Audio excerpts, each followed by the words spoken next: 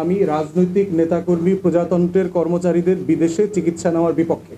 এটা খালেদা জিয়ার জন্য আমি বিপক্ষে, আব্দুল হামিদের জন্য বিপক্ষে, যে যত বড় নেতা হোক, সরকারি কর্মকর্তা কর্মচারী হোক, শুধু বিদেশে না, তার বেসরকারি হাসপাতালে চিকিৎসা নেওয়ার ব্যাপারেও আমি বিপক্ষে।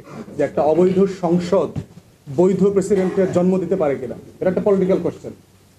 কিন্তু যেই লোকের বিরুদ্ধে মামলা নাই, তার সংবিধানে রাইট বলে দেওয়া আছে যে এই জমিনে, এই ভূমিতে তিনি বের হয়ে যেতে পারবেন স্বাধীন মতো, আবার ঢুকতে পারবেন। এইটাকে কোনো বাধা দেওয়া যাবে না। দ্বিতীয় কথা হচ্ছে, ইন প্রিন্সিপাল আমি রাজনৈতিক নেতাকর্মী প্রজাতন্ত্রের কর্মচারীদের বিদেশে চিকিৎসা নেওয়ার বিপক্ষে।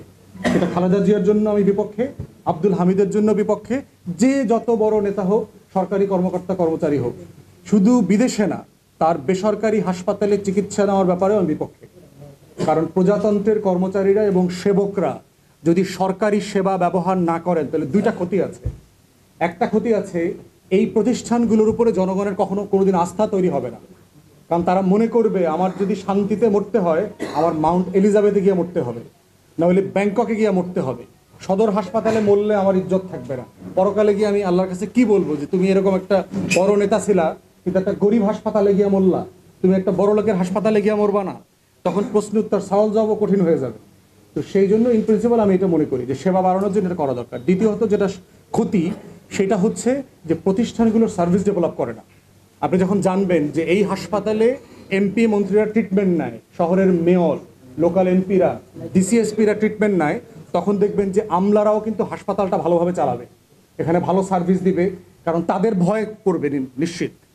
অতএব এই দুইটা কারণে ইন প্রিন্সিপাল আমরা মনে করি যে এই বিদেশে চিকিৎসা নেওয়ার এই কালচারটা বাদ দিতে হবে।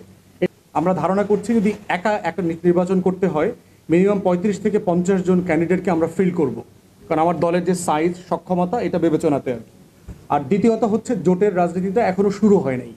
একটা জোট অলরেডি আছে, বিএনপি এবং যুগপথ, এবং তারা ঘোষণা করেছে ক্ষমতায় যাবার পরে তারা হচ্ছে জাতীয় ঐক্যমতের সরকার করবে।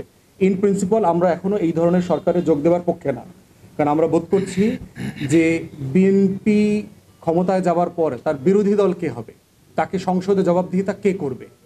270-80 সিট সবাই মিলে যদি আপনার একটা সরকারি দল হয়ে যায়, এই দল সাধারণত দুনিয়ার ইতিহাস বলে তারা ডিজাস্টার করে, তারা অথরিটেরিয়ান হয়ে যায়, তারা দলেরও ক্ষতি করে, দেশেরও ক্ষতি করে।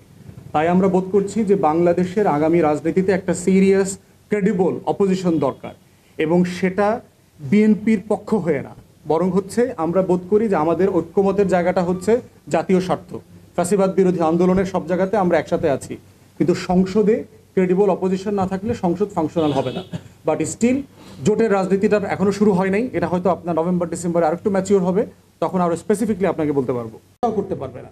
তাই কন্টিনিউয়াসলি রাজনৈতিক দলগুলোর সাথে বসা, কথা বলা এবং একটা কনসেনসাস স্বাগত জানাই। তৃতীয়ত হচ্ছে যে বাংলাদেশের আগামী 8-10 মাস আমরা কনসেনসাস কমিশনের সাথে বসা শুরু করেছি, যে বিভিন্ন কমিশনের পক্ষ উপদেষ্টা দুজনের সাথে কথা বলেছি।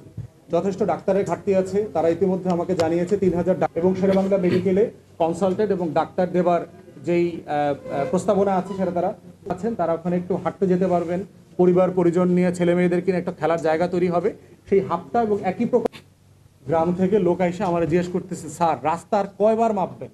মাপলেন তো, গত 6 মানুষ কত খারাপ মনে করে। রাজনীতিবিদ মানে হলো চোর, বাটপার, বদমাইশ টাইপের লোক। আপনি দেয়, ওয়াদা দেয়, খেলাফ করে, এবং এই জিনিসটা আমরা বারবার দেখেছি। তো সেই জায়গাতে সরকার বাস্তবায়নের আশ্বাস দিয়ে কাজ শুরু করে দিয়েছে।